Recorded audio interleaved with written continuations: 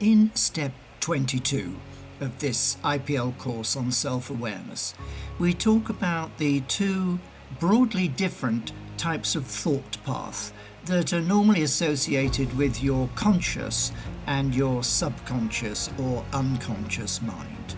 Of course, these aren't real different parts of your mind, but it's a good way of analysing thought paths. So this is going to be quite a short session compared to some of the others.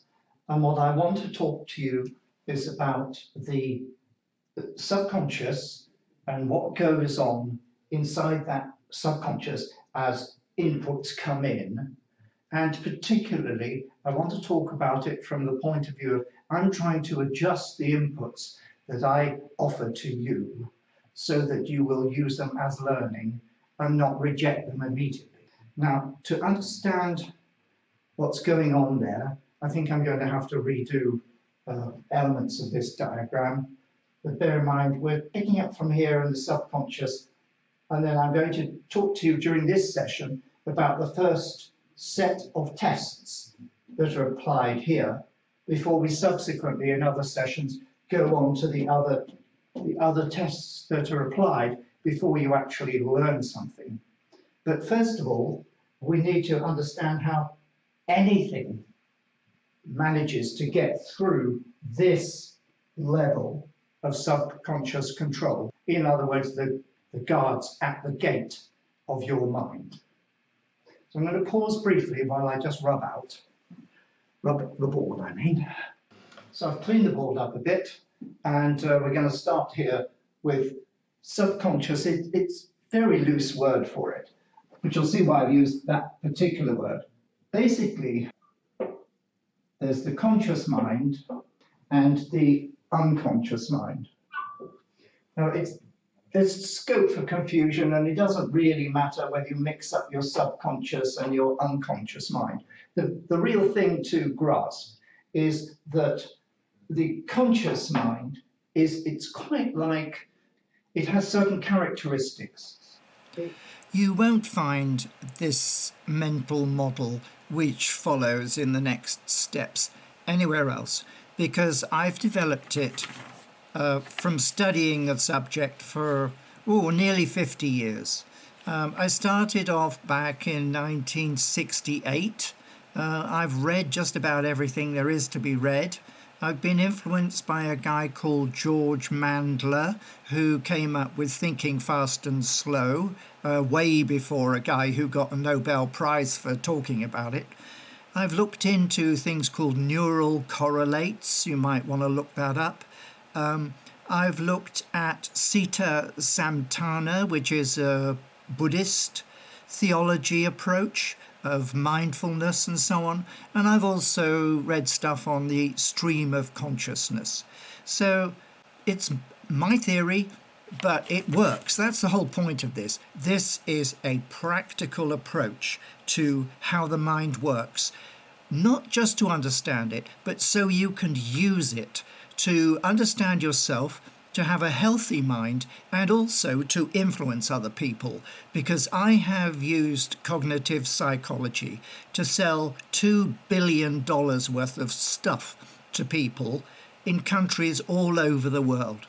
I hope you find it interesting, and I hope you at least consider adopting some of the approach which is covered in these following steps. It's quick. It's quite limited. For example, it doesn't hold much information, and it doesn't hold it for very long, but it does hold certain types of information, which I'll talk to you about. And it's basically impatient. In other words, it's in a hurry. It likes to make quick decisions. Now, over here is your unconscious, and it's very clever. It's careful. This is basically the adult, if you like, in the relationship. And this is much more like the teenager, the rushing around type of personality. So it's clever, it's deliberate, in that it's thoughtful. And this word thoughtful, in fact, it is thoughtful. This is where a massive amount of your experiences and what you've learned from those experiences is saved over here in your unconscious mind. Not much of that type of experience is retained in the conscious mind. The conscious mind doesn't perform that function. Once you have an experience and the inputs go, I'll show the inputs coming in here. Once that whole experience has taken place and such information and learning as can be drawn from it, it's all stored over here in your unconscious mind. The other thing about your unconscious mind is it's jolly careful. It looks after your safety, guards your safety. So those are the primary characteristics. This is more adult-like and parent-like. And this is more childlike, or child, or teenager-like. So you have these two parts of your brain, only actually, I'm sure you've realized by now, it doesn't exist in parts. They are networks, they are interconnected networks, massively distributed through your mind, with paths that have been established to perform these particular functions, and rules that have been laid down as you were growing up. Now, another important characteristic before we can understand these 10 tests, which I'm going to talk to you about, which get applied up here and cause the routing of the information, of the inputs to go through, is the other characteristic about this conscious mind is it is aware of the stress that you're going through as a person. And it is smart enough to realize that it needs to de-stress you here. Even this adult is a pretty serious adult. So every now and then, the conscious mind says to the unconscious mind, hey, chill out, man, you know, don't be so heavy, let's have some fun. So it likes fun. What it likes is fun and forget. Now, for somebody like yourself, who's probably moderately serious, you may spend a lot of time watching movies or musical videos or whatever, which is fun, and then you forget them. Or you may kind of think you're educating yourself, self-improvement, I think they call it, and so you'll do interesting and forget. So if you're the sort of person that thinks you're on a path to self-improvement, then the probability is you're not. The probability is you're kidding yourself, just because of the way the mind works, and that's part of what I'm going to be explaining to you. The interesting and forget is things like TED Talks. Those are those educational talks. Now, you may say, well, that's rubbish. I learn a lot from TED Talks. So let me put a challenge to you. Right now, on a piece of paper, write down the last 3 or 4 TED Talks that you've listened to. Try and do this within a couple of minutes, because of course you can do it if you take ages and ages and sit there and ponder and go back and retrieve stuff from deep down in what's called the archive of your memory. You can dig stuff up, from dozens of years ago. But TED Talks, think, okay, what's the last 3 TED Talks I watched? And what did I learn from them? And try and write down 3 facts that you learned from those last 3 TED Talks. I suggest to you, in all probability, they were interesting, and then you forgot them. You remember you watched that TED Talk, but you don't really remember what it was about. It was just interesting, and you forgot it. And if you watched a TV program last night, for ever how many hours you watched TV, what were the TV programs? What were they about? Can you remember the names of the lead characters in that particular thing? There's a thing called Friends on TV and so on. Can you remember the names of all the people? Maybe if you see it often enough, if you see it 100 times, you're going to remember them. But generally speaking, all of that stuff, which is called entertainment, is in the fun This is fun and forget. Entertainment.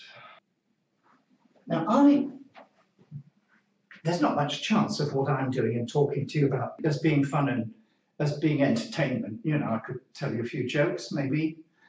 I don't know many jokes. I try not to be too boring. I think I'm being a bit boring now, banging on about this entertainment thing. But the purpose, entertainment has a purpose. And I am going to do that in red. And that is to de-stress you.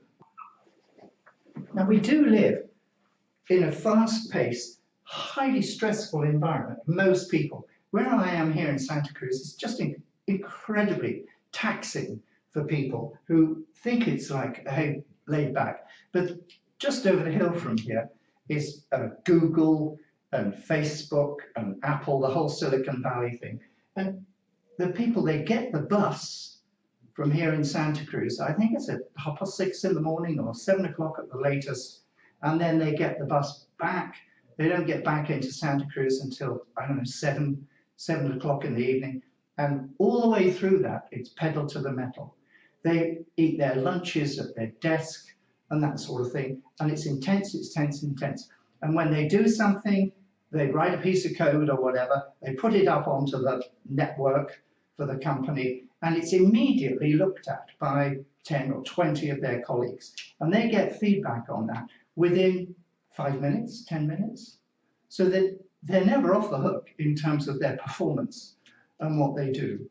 Now, some people love that.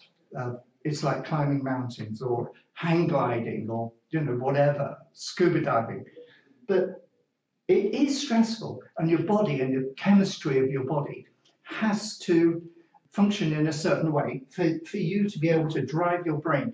Your brain burns 25% of the calories that you use in a given day.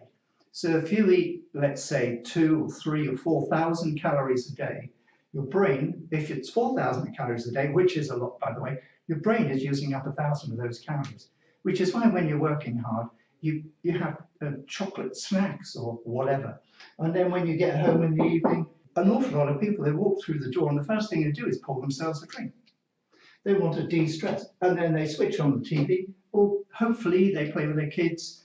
If their kids haven't gone to bed, they talk to their wife, if they are lucky enough to have a wife or their partner. And this de-stressing activity goes on. So your conscious mind is receptive to opportunities to have fun. Okay, so now I'm going to pause this, and I think the next step will be I'm going to write down what these 10 tests are that have to, your subconscious has these 10 tests.